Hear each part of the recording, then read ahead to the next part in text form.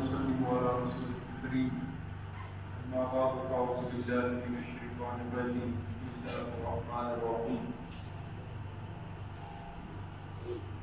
كل نفس ذائقة الموت وآمنت بالله صدق الله العظيم الصلاة والسلام عليك يا سيدي يا رسول الله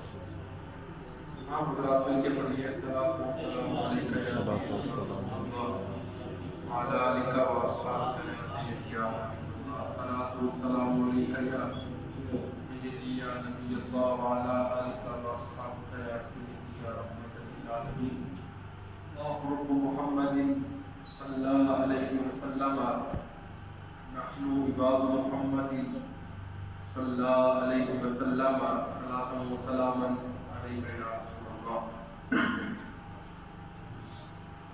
مالک کریم کی حمد و ثنا نبی کریم علیہ السلام کی بارگاہ میں ہدیہ محبت پیش کرنے کے بعد دعا فرمائے ہماری آمین کو قبول فرمائے آمین حاضری کو ہمارے لیے خصوص سادہ صاحب کی زوجہ محترمہ کے لیے ذریعہ نجات بنائے کی قبر کو ہماری قبول فرمائے سارے ثواب کی محفل ہے اور لائن موجودہ مختصر سی حاضری ہے اور ایسے موقعوں کے اوپر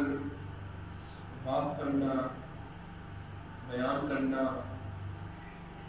اگلے کو نصیحت کرنا نبی کریم علیہ السلام کی سنت ہے بات ہے کیونکہ ایسے موقعوں کے اوپر آپ توجہ میری طرف کریں گے موقع ایسے ہوتے ہیں کہ ان موقعوں کے اوپر انسان کا دل دکھی ہوتا ہے اس کی آنکھیں نم ہوتی ہیں دنیا سے اس کی رغبت کم ہوتی ہے ابھی ہم نے کل کی رفع پڑھا ہے ہمارے دل کے اندر یہ بات ضرور آئی ہوگی کہ یہ جلد وقت ہم پر بھی آنے والا ہے تو جب ایسے مواقع پر ایسے موقعوں پر نصیحت کی جاتی ہے تو اس کا دل کے اوپر جلدی اثر ہوتا ہے دیکھیں باتیں بڑی سادہ سی ہیں سب نے سنی ہے پہلے جانتے ہیں لیکن توجہ دلانا مشکل ہے نیکی کرنا بڑا آسان کام ہے نیکی کو سنبھالنا مشکل ہے نیکی ہر بندہ کر لیتا ہے لیکن نیکی کو سنبھال جانا اس کی حفاظت کر جانا یہ بڑا مشکل کام ہے ہم پڑھتے ہیں مدارس میں وہاں پر بچے پڑھتے ہیں تو ان کو بھی یہی بات بتائی جاتی ہے کہ حفظ کرنا آسان ہے اسے یاد رکھنا سیم وہی بات ہے کہ نیکی کرنا بڑا آسان ہے اس کو سنبھال لینا بڑا مشکل ہے نبی کریم علیہ السلام کا فرمان ہے صحابہ بیٹھے تھے نبی کریم علیہ السلام نے فرمایا صحابہ بتاؤ مفلس کون ہوتا ہے مفلس کون ہوتا ہے صحابہ کرام نے عرض کیا یا رسول اللہ علیہ السلام مفلس وہ ہوتا ہے کہ جس کے پاس پیسہ نہ ہو مال دولت نہ ہو غریب ہو اس کے حالات زیادہ اچھے نہ ہو فرمایا نہیں مفلس وہ ہوتا ہے جس نے بڑی نیکیاں کی ہوں اس نے بڑے نیک اعمال کیے ہیں بڑی نیکیاں کی ہیں بڑا متقی بندہ تھا دنیا کے اندر بڑی اچھائیاں کی ہیں لیکن فرمایا قیامت والے دن جب وہ حاضر ہوا تو اس نے تکلیفیں بھی بڑی دی تھی لوگوں کو ستایا بھی بڑا تھا لوگوں کا مال بھی بڑا کھایا تھا فرمایا قیامت کا میدان ہے یہاں پر دنیا والا حساب تو نہیں ہے کہ بڑے کی سنی جائے گی اور چھوٹا مارا جائے گا یہاں پر وہ تو حساب نہیں ہے کہ جو چودھری صاحب ہوں گے وہ غلط صحیح ہے یا غلط ہے مالک ان کی ہی جائے گا یہ تو مالک یوم الدین اس دن کا تو مالک تو مالک ہے جس نے ساری دنیا کو پیدا فرمایا ہے فرمایا انصاف ہوگا فرمایا سارے لوگ آ جائیں گے جن کو تکلیف دی ہوگی ستایا ہوگا پریشان کیا ہوگا سارے ہی آ جائیں گے جب سارے آ جائیں گے وہ بھی بندہ آ جائے گا فرمایا یہاں پر پیسہ نہیں چلتا یہاں پر جو کرنسی ہے وہ نیکیوں کی چلتی ہے فرمایا کیا ہوگا جن کا کچھ لینا دینا تھا فرمایا بات اب نیکیوں میں ہوگی نیکیاں تو بڑی تھی اس کی اس نے بڑے نیک اعمال کیے تھے فرمایا ایک بندہ آئے گا اس کا مقدمہ پیش ہوگا، اس کو نیکیاں دی جائیں گی، واپس کر لیں، اگلا آئے گا، یہاں تک کہ فرمایا نیکیاں ختم ہو جائیں گی، بندے پھر باقی ہوں گے۔ اب دیکھیں نیکیاں ختم ہو جائیں گی، بندے پھر باقی رہ گئے، فرمایا جائے گا اب ایسا ہوگا کہ وہ جو بندے آئیں گے وہ اپنے گناہ اس کے حوالے کرتے ہیں، نیکیاں پہلے لے لی ساری، اب ان کے گناہ بھی اس کے ذمہ، فرمایا پھر گناہ آتے جائیں گے یہاں تک کہ اس کا نیکیوں کا پہاڑ تھا وہ گناہوں کے اندر بدل چکا۔ فرمایا یہ مفلس ہے، یہ بندہ مفلس ہے کہ نیکیاں تو بڑی کی تھی لیکن سنبھال نہ سکا، اس کی حفاظت نہ کر سکا۔ یہی بات ہے، دیکھیں ہم نیک اعمال کرتے ہیں، ہم جنازہ پڑھنے جاتے ہیں، لیکن افسوس کے ساتھ کہنا پڑتا ہے، تلخ بات ہے لیکن سچ بات ہے، تقریباً الا ماشاء اللہ بہت کم بندے ہیں جو واقعی مالک کی رضا کے لیے جاتے ہیں، جو واقعی اس نیت سے جاتے ہیں کہ یہ وقت ہم پر بھی آنے والا ہے، وگرنہ بہت سے ایسے بھی ہوتے ہیں، ان کی یہ بات کسی حد تک ٹھیک بھی ہے کہ ہم جائیں گے تو ہمارا کوئی پڑھنے آئے گا۔ آپ ذرا اس جملے پر غور کریں، ہم نے بہت یہ سنا ہے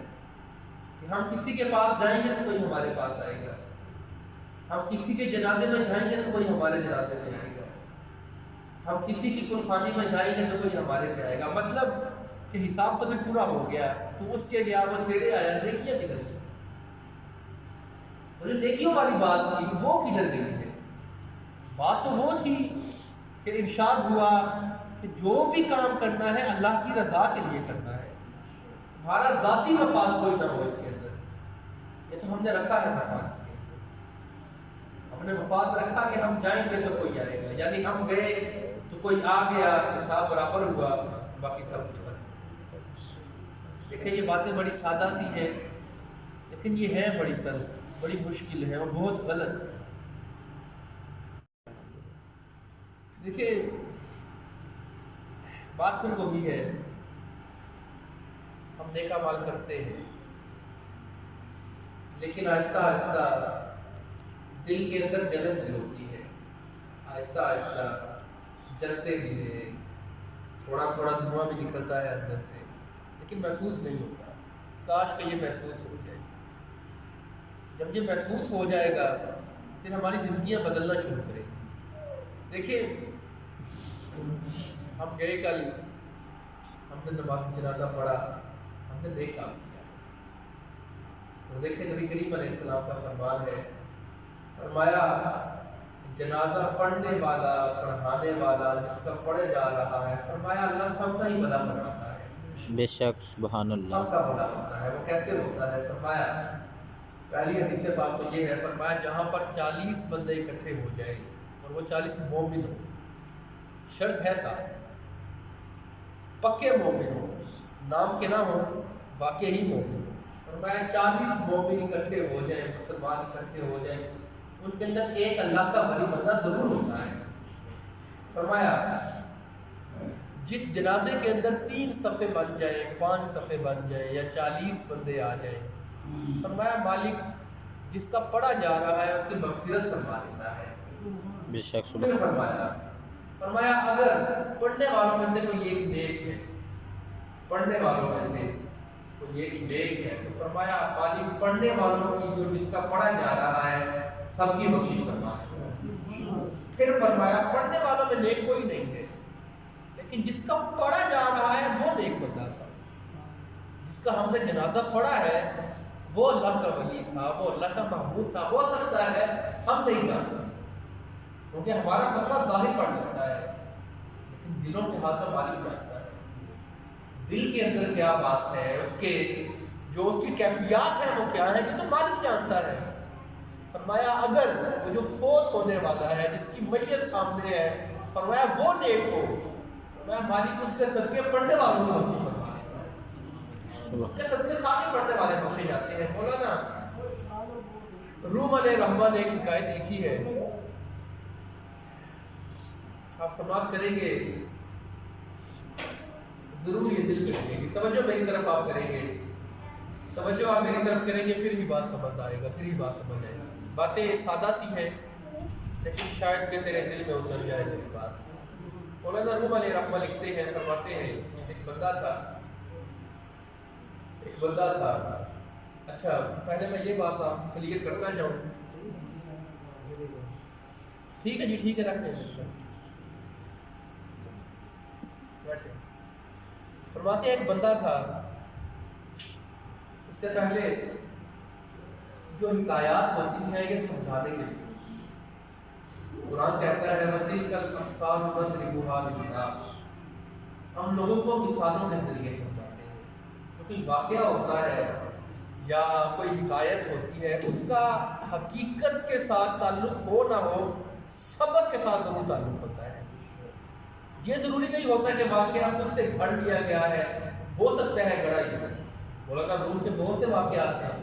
اکثر حکایات ہیں کہ جن کا حقیقت سے تعلق نہیں ہے، وہ مثال کے ذریعے بات سمجھانا چاہتے ہیں، واقعہ کے اندر سبق نکالتے ہیں۔ اسی طرح سماعت کریں۔ فرمایا ایک بندہ تھا، بزرگ تھا، اللہ کا نیک بھی تھا، اتنا زیادہ بھی نیک نہیں تھا لیکن سمجھتا تھا باتوں کو، اس کے دل کے اندر باتیں آتی تھیں۔ فرمایا اس کا مثال کا وقت قریب آیا، اور جو اللہ والے ہوتے ہیں ان کو آہستہ آہستہ پتہ لگ جاتا ہے کہ وقت آ گیا ہے، بلاوا آنے والا ہے، وہ جو سانسیں تھی وہ ختم ہونے والی ہے۔ فرمایا بلاوا قریب تھا، اس کو محسوس بھی ہو گیا۔ اس نے سوچا جائیداد بڑی ہے، مال بڑا ہے، بہت پیسہ ہے میرے پاس، میں چلا جاؤں گا، میری اولاد یہ کوئی نیک نہیں ہے، آوارہ ہے، یہ پیسے کی بربادی کریں گے، غلط جگہ پر اسے لگائیں گے، اس کا حساب مجھ سے ہوگا۔ پیسہ تو میرا تھا، میں نے کیوں نہ تربیت کی اپنی اولاد، میں نے کیوں نہ تربیت کی اپنی اولاد کی۔ فرمایا وہ ایک اللہ کے ولی کے پاس گیا، کسی عالم دین کے پاس گیا، جا کر اس نے معاملہ پیش کیا۔ اللہ کے ولی نے اسے ایک نصیحت کی، اس نے کہا 2 وصیتیں لکھ کر ڈالا، 2 وصیتیں لکھ کر ڈالا۔ بتایا پہلی میں یہ لکھنا، دوسری میں یہ لکھنا، اور یہ پہلے وصیت کر جانا کہ جب میں مر جاؤں تو کیسے کیسے ان کا استعمال کرنا ہے۔ بات ہو گئی، وہ گیا اپنے بیٹے کو جا کے 2 وصیتیں دی، 2 پرچیاں دی۔ اس نے کہا بیٹا یہ جو پرچی ہے نا، جب سارے لوگ آ جائیں جنازے کے لیے، میری میت سامنے ہو، مولوی صاحب بھی آ جائیں، یہ پرچی اس وقت کھولنی ہے، یہ پرچی اس ٹائم کھول کے پڑھنی ہے۔ اور جو دوسری پرچی ہے، اس نے کہا جب وہ پرچی ہو جائے، جب جنازہ ہو جائے، دوسری پرچی بعد میں کرنا، ایک پہلے ایک بعد۔ اس نے کہا یہ ابا جان ٹھیک ہے۔ کچھ دن گزرے، وصال ہو گیا، وصال ہوا، جنازے کے لیے لوگ اکٹھے ہوئے۔ فرمایا سارے لوگ آ گئے، مولوی صاحب پڑھانے لگے تو بیٹے نے کہا جی ٹھہریے گا ایک منٹ، ابا جان کی نصیحت کی۔ ابا جان نے ایک پرچی لکھی ہوئی ہے، فرمایا تھا کہ جب جنازہ ٹھیک پڑھنے لگو تو پڑھنے سے ٹھیک پہلے یہ پرچی کو پڑھنا ہے۔ انہوں نے کہا جی لائیے، وصیت لائی گئی، پرچی کے اوپر لکھا تھا جو یہاں پر آیا ہے، جو میرا جنازہ پڑھنے آیا ہے، وہ آنے کے باوجود اگر میرا جنازہ نہ پڑھے تو میری ساری جائیداد اس کی ہوگی۔ جو یہاں پر آیا ہے وہ آنے کے باوجود اگر جنازہ نہ پڑھے تو میری جتنی جائیداد ہے، جتنا میرا مال پیسہ ہے، وہ سارا اس کا ہوگا۔ مولوی صاحب نے وصیت پڑھی، بندے باتیں کرنی شروع کی، لوگوں نے آہستہ آہستہ، سرگوشیاں ہوئی، آہستہ آہستہ کہتے ہیں پہلا بندہ پیچھے ہوا، دوسرا بندہ پیچھے گیا، تیسرا بندہ، آہستہ آہستہ پہلی صف گئی، دوسری صف گئی، تیسری صف گئی۔ اب یہاں تک نوبت آ گئی کہ مولوی صاحب رہ گئے اور صرف بیٹے رہ گئے۔ بیٹوں نے آپس کے اندر باتیں کی کہ جائیداد ہماری تھی، لے یہ جائیں گے۔ پہلا بیٹا بھی گیا، آپ دیکھیں بیٹا بھی گیا، دوسرا بیٹا بھی گیا، تیسرا، سارے بیٹے بھی چلے گئے، مولوی صاحب اکیلے رہ گئے۔ اب یہ سارے وہ لوگ ہیں جو آئے ہیں لیکن پڑھیں گے نہیں، مال پیسہ نہیں۔ مولوی صاحب کھڑے ہیں کہ کوئی بندہ آئے تو جنازہ تو پڑھے گا بس۔ فرمایا وہاں سے کسی اللہ کے نیک بندے کا گزر ہوا، وہ گزر رہا تھا، دیکھا جنازے کے لیے میت پڑی ہے، کہا جی ہم بھی پڑھتے جائیں، نیک کام ہے، اور نیکی ایسی ہوتی ہے۔ فرمایا چھوٹی سے چھوٹی نیکی بھی ہو تو اس کو کر لیا کرو، نیکی چھوٹی بھی ہو تو کر لیا کرو، اور گناہ چھوٹا بھی ہو تو قریب نہ جایا کرو۔ ہو سکتا ہے یہ چھوٹی سی نیکی ذریعہ نجات بن جائے، اور ہو سکتا ہے یہ چھوٹا سا گناہ قیامت کے دن پکڑ کا سبب بن جائے۔ وہ گزر رہے تھے بزرگ، اچھا انہوں نے جنازہ پڑھ لے، 2 منٹ لگ رہے ہیں، بزرگ آئے، مولوی صاحب نے کہا جی پہلے وصیت سن لیں، باقی سب تو سن کے پیچھے چلے گئے ہیں، آپ بھی سن لیں۔ یہ وصیت تھی کہ آپ بھی آئے ہیں، اگر تو آپ پیچھے چلے جائیں تو پھر آپ کو بھی کچھ حصہ مل جائے گا۔ انہوں نے کہا جی چھوڑے، پیسہ کیا کرنا ہے، آپ پڑھائیں، آپ پڑھتے ہیں پیچھے۔ فرمایا مولوی صاحب نے پڑھایا، انہوں نے پیچھے پڑھا، جنازہ ختم ہوا، بیٹا پھر آ گیا، اس نے کہا جی یہ دوسری وصیت بھی تھی، جی وہ بھی لائیے۔ اس کے اندر یہ لکھا تھا، اس کے اندر یہ لکھا تھا کہ پہلی وصیت کینسل ہوئی، پہلی جو وصیت تھی وہ منسوخ ہے، جنہوں نے میرا جنازہ پڑھا ہے میری ساری جائیداد ان کو دی جائے گی، پہلی منسوخ ہو، اللہ جنہوں نے پڑھا ہے سارا کچھ نہیں ملے گا۔ فرمایا آپ نے واقعہ ختم ہو گیا۔ فرمایا دیکھیں وہ بیٹے تھے وہ بھی پیچھے چلے گئے، کیوں گئے؟ مال پیسے کے لیے گئے تھے۔ فرمایا دنیا ایسی ہی ہے، بالکل تمہارے ہاتھوں میں آ کے واپس چلی جاتی ہے، تم سمجھتے ہو نا کہ یہ سب کچھ یہی ہے۔ فرمایا قیامت والے دن بھی یہی ہوگا، تم سمجھو گے کہ سب کچھ یہ دنیا ہے، عین وقت کے اوپر تمہیں چھوڑ کے یہ سائڈ پہ ہو گئی۔ دیکھیے کیا سبق کیا ملتا ہے کہ دنیا یہ صرف ہم سانس لے رہے ہیں، جب تک یہ ہمارا مقصد نہیں بنے گی تب تک اس کے اندر خرابی نہیں ہے، جب تک ہم نے مقصد دنیا بنا لیا پھر خرابی نہیں ہے۔ دعا فرمائے مالک اس مقصد کے لیے ہم حاضر ہوئے، مالک اسے پورا فرمائے۔ مالک ساجد صاحب کی زوجہ محترمہ بھائی محمد علی